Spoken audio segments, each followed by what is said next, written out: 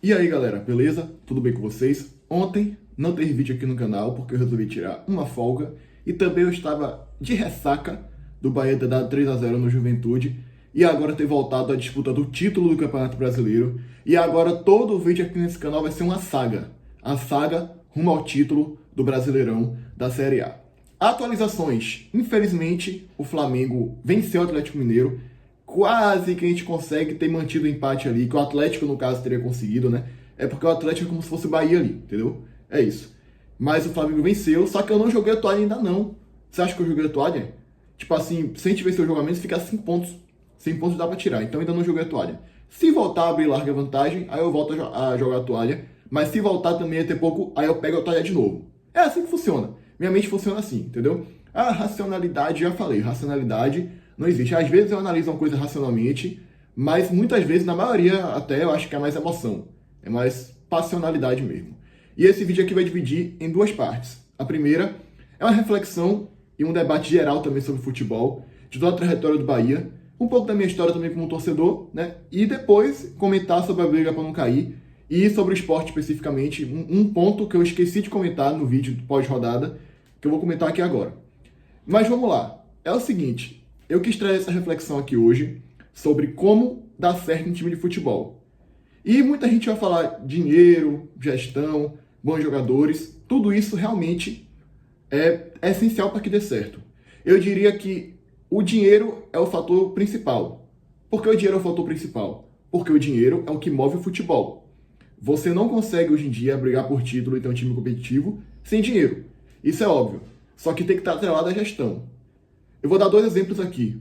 Uma é de um time que tinha dinheiro, mas não tinha gestão, que era o Vasco com a 777. A 777 veio e colocou muito dinheiro no Vasco, porém era uma empresa que não era uma empresa séria. E não era uma empresa que tinha uma experiência em futebol, como tem o Grupo City, por exemplo, como é o John Textor, que é apaixonado por futebol, e não deu certo. Tinha dinheiro, mas não tinha gestão. Beleza. Agora eu vou dar um exemplo de um time que tem gestão, mas não tem dinheiro. Fortaleza.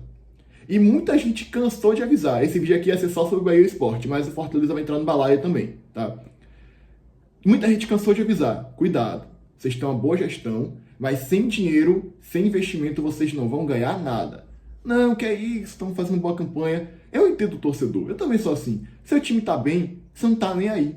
Eu tô me iludindo com o título agora, pô. E eu sei, racionalmente, que talvez a gente não tenha um elenco ainda para brigar por título. Com o Flamengo, com o Cruzeiro, com o Botafogo, com o Palmeiras, que tem elencos maiores que a gente. Mas eu não tô nem aí, estamos na luta pelo título, tá? E o Fortaleza fez muito boas campanhas. Só que com uns elencos limitadíssimos. Com Tinga, com Pikachu, jogadores encostados do eixo, Lucas Lima, que tá no Sport hoje. Então, Vojvoda tirava leite de pedra do elenco do Fortaleza, Marcelo Paes, com sua boa gestão, conseguia motivar os caras, conseguia fazer alguma coisa lá para que os bagres jogassem. Só que uma hora o gás acaba. Isso não se sustenta. E pouca gente lembra disso, mas em 2019 o Fortaleza fez uma boa campanha de início de Série A, nono colocado com o Rogério Ceni. Mas quando o Rogério Ceni saiu, o Fortaleza passou a brigar para não cair. Pouca gente lembra disso. O Rogério Ceni voltou, o Fortaleza de novo, lá em cima. 2020, o Fortaleza também brigou para não cair. Então o Fortaleza vem fazendo boas campanhas, mas também passou um perrenguezinho nesse período que a gente falava, cuidado, sem investimento isso aí não vai durar. E aí, 2022 de novo, Fortaleza chegou a ser o lanterna por várias rodadas do Brasileirão. E agora 2025, pelo visto, já vai ser a luta mais forte para não cair de novo. Já o gás acabou. Nem Vojvoda conseguiu dar conta do elenco do Fortaleza. Então é um exemplo de gestão sem dinheiro. E o Vasco é um exemplo de dinheiro sem gestão. Ou seja, resumindo aqui, para você estar certo no futebol, você tem que ter dinheiro e gestão atrelado. E isso o Bahia tem. Isso o Bahia tem e muito bem. Quando começou a SAF do City, quando começou as notícias, eu falei, tem que aprovar isso aí, meu irmão. Tem que aprovar isso aí. Porque o Grupo City, para mim, sem clubismo, é uma SAF perfeita do futebol brasileiro. Justamente porque tem dinheiro e gestão. O City tem dinheiro, contrata vários jogadores, e às vezes até contrata um jogador barato que dá certo, é de praxe deles, e também tem gestão muito boa. Aparelho de tecnologia, scout, boas decisões de jogador, de treinador, disciplina, dentro do clube. Então o Bahia é um exemplo de uma SAF que tem dinheiro e gestão atrelado. Entre várias outras aí. Entendeu? Então, só que tem um fator que eu vou colocar no título do vídeo aí, que também é fundamental para que um time dê certo, que é a mentalidade. E aí eu volto um pouco no tempo aqui, eu comecei a acompanhar futebol em 2014, foi meio atrasado. Eu nasci em 2005, comecei a acompanhar em 2014 com a Copa do Mundo. Sempre fui Bahia, desde sempre, por influência, e comecei a acompanhar futebol em 2014 com a Copa, foi em jogos da Copa, inclusive. E esse ano foi o ano que o Bahia foi rebaixado. Foi o meu primeiro ano acompanhando o Bahia, foi um Bahia foi rebaixado para a Série B. E na época o Bahia tinha times que era de arder os olhos. E era muito chato torcer pro Bahia. Porque você não tinha perspectiva nenhuma de futuro. Mas a gente sempre tava lá. Sempre torcendo, né? Começou a porra da obra agora. Sempre torcendo. Sempre apoiando, independente de qualquer coisa. Entendeu? Então eu acompanhei uma época do Bahia que a galera me dizia: você nunca vai ver seu time ganhar nada além de Campeonato Baiano. Nunca vai ver. Então foi uma vida futebolística que eu sou tão apaixonado por futebol que tem minha vida amorosa, minha vida pessoal, vida profissional e tem a vida futebolística também. Entendeu? Então, minha vida futebolística sempre foi muita gastação. Muita zoeira. Pô, você nunca vai ver seu time ganhar nada, nunca nada, não sei o que. E foi assim realmente durante a maioria. E o Bahia foi evoluindo. Eu peguei a era democrática, que o Bahia passou por uma reforma, desde a Série C, o Bahia passou por uma reforma de democratização. E foi ali 2014, 2015, 2016, aí entrou a gestão de Marcelo Santana e o Bahia melhorou. Subiu para a Série A, ficou vários anos na Série A, só que sem perspectiva, sem aquela perspectiva de melhora, né? E aí, 2020, 21 a gente cai, depois de 5 anos na Série A. E foi até um choque pro Brasil, ninguém esperava, porque em tese o Bahia tinha gestão, mas é aquilo que eu falei, gestão sem dinheiro. E Belintani, nas finanças ele era bom, mas ele não era o Marcelo Paes. Ele estava longe de ser o Marcelo Paes.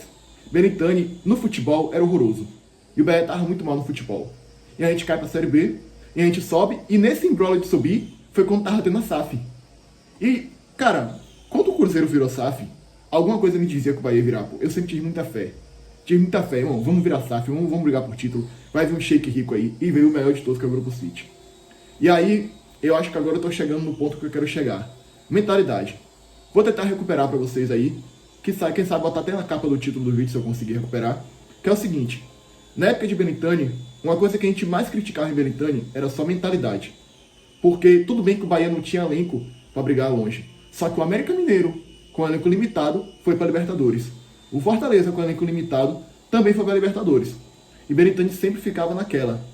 Igual Marcelo Paes. Nesse sentido, eu até comparo os dois. Marcelo Paes também. Todo ano. Olha que o Fortaleza já foi para Libertadores, já fez campanhas que aquele Bahia nunca conseguiu fazer. E todo ano é 45. Então é uma mentalidade muito fracassada, muito de perdedor, que a gente tinha na época com o seu Belintani. E tem uma imagem que resume muito isso, e eu vou comparar depois com as imagens do City, que é uma que, dentro do vestiário, está escrito lá: faltam 6 pontos de 15 para o nosso objetivo, que era ficar na Série A. Isso é um absurdo. Todo mundo achou um absurdo na época, óbvio. Porque aí o jogador olha pra esse daí e fala: se eu ganhar 2 de 5 tá bom, não vou me esforçar nos outros não. E tinha muito isso, jogadores badalados que vinham pra cá e não jogavam nada, porque tinha essa mentalidade fracassada, impregnada dentro do clube. E quando o Grupo City começou a querer comprar o Bahia, a gente já sabia da mentalidade vencedora do City. A gente já sabia que ia melhorar também em questão disso, e que isso era muito importante. E estamos vendo os resultados aí. Hoje, quando você entra no vestiário do Bahia, tá lá, nascido para vencer. Tem uma coletiva de Ceni que ele fala: não se acostume a perder. Não se acostume a perder. E é um contraste muito grande dessa fase agora para a época que a gente viveu, de vacas magras, que não ganhava nada. E estamos vendo os resultados aí. Isso vale para a vida também. Qualquer coisa aí, vocês em casa, eu vou dar uma de coach agora. A mentalidade muda tudo, cara. Começa a ter uma mentalidade vencedora, a ter ambição, a pensar longe, mas também não é ficar parado. Porque o Grupo City, ele tem essa mentalidade vencedora, mas ele é bom no que faz. Ele tem dinheiro, ele tem gestão, ele tem equipamentos. Então ele age também, ele não fica parado. Não é você ter mentalidade vencedora, mas não fazer nada, entendeu? E o Grupo City tem tudo isso. Então, pra mim, uma coisa também muito importante no futebol é a mentalidade. Se você não acredita internamente que o seu time pode ir longe, e você fica nessa mentalidade de 45, briga pra não cair, você não vai longe, cara. Você não vai longe. E o Bahia, pouca gente sabe disso. Além de ter dinheiro, além de ter gestão, também tem mentalidade vencedora hoje em dia, que já tá, impregnado nos torcedores também, já tá virando. Hoje, quando a gente vai jogar um jogo fora de casa, por exemplo, a gente olha e fala, vamos ganhar, vamos pra cima. O Fortaleza é no Castelão, mas que se dane que é no Castelão, o Fortaleza é o vice-lanterna. A gente vai lá, joga pra vencer. Vamos pegar o Juventude, vamos pegar o Sport na ilha. Tudo bem, clássico nordestino. Mas o Bahia, antigamente, eu tenho certeza que falaria assim, pô, é fora de casa, um ponto tá ótimo. Não, um ponto tá ótimo, porcaria nenhuma. Vamos lá e vamos jogar pra vencer, vamos vencer. A gente venceu o Palmeiras na Aliança, deu 5-1 no Corinthians em Itaquera. E olha que foi o primeiro ano de SAF, a gente brigando pra não cair. Nem era esse Bahia de agora. Então, mentalidade muda tudo. Hoje o jogador do Bahia entra em campo com a mentalidade, com sede de vencer, de ambição. E não aquela mentalidade fracassada que a gente tinha antigamente. Então essa foi a reflexão e esse foi o debate que eu quis trazer em relação à mentalidade no futebol. Isso serve para a torcida do Bahia relembrar os tempos antigos e ver como a gente chegou nessa fase agora. Olha onde a gente chegou, cara. A gente está sonhando com o título brasileiro. A gente está disputando Libertadores todo ano. Disputamos esse ano e estamos de novo com grande chance de ir. Eu acredito que a gente vai até de forma direta. E estamos sonhando com o título. Tudo bem, não vai ganhar, não tem chance de ganhar, mas a gente pode se dar o luxo hoje em dia de sonhar. A gente pode sonhar com o título. A gente pode dar o luxo de sonhar em jogar Libertadores todo ano. A gente pode sonhar em algum dia no futuro vencer uma Libertadores. E eu quero tocar no último ponto aqui. Que muita gente fala assim, o Bahia na época da SAF estava mal. Se tivesse mal, não teria virado SAF. Mas o que eu quis dizer no outro vídeo é que o Bahia estava bem financeiramente. Financeiramente o Bahia estava bem. O Bahia não precisava de SAF, como o Botafogo, que estava falido, quebrado, e precisou de SAF para poder não falir. Cruzeiro também estava falido, quebrado. Vasco também foi no desespero. O Bahia não, o Bahia estava bem financeiramente. Só que o futebol estava ruim. E a gente almejava uma melhora no futebol. Porque a gente sabia. Vou tocar nesse ponto de novo. Time nordestino sem SAF não vai a lugar nenhum. Time nordestino sem dinheiro não vai a lugar nenhum. E era impossível o Bahia ter dinheiro sem SAF. A gente sabia disso. A gente tinha consciência disso. Tinha que ter investimento de fora. Graças a Deus veio e hoje o Bahia luta pelo título do Brasileirão. E eu acredito. Eu posso ter fé. Eu tenho fé. Eu acredito esse ano ainda. Mas eu tenho certeza que não vai demorar muito para a terceira estrela chegar. Seja ano que vem, daqui a 2 anos, daqui a 3, ou até esse ano mesmo. Eu acredito, eu tenho fé que esse ano ainda a gente vai conseguir vencer. Mas como eu falei, se não for esse ano, a longo prazo, é certeza absoluta que o Bahia vai ser campeão. Copa do Brasil, Libertadores, Brasileirão. É só aguardar, cara. É só aguardar. Vamos agora para a segunda parte do vídeo, que é o seguinte. Essa briga para não cair, vou botar na tela para vocês aí, já comentei algumas vezes aqui no canal. Eu queria comentar de novo, reiterando outra coisa aqui. Ceará tá muito à frente, o Mirassol tá muito à frente. Olha quem sobrou na luta. Inter, Corinthians, Fluminense, Atlético Mineiro, Grêmio, Vitória, Vasco, Santos, Fortaleza.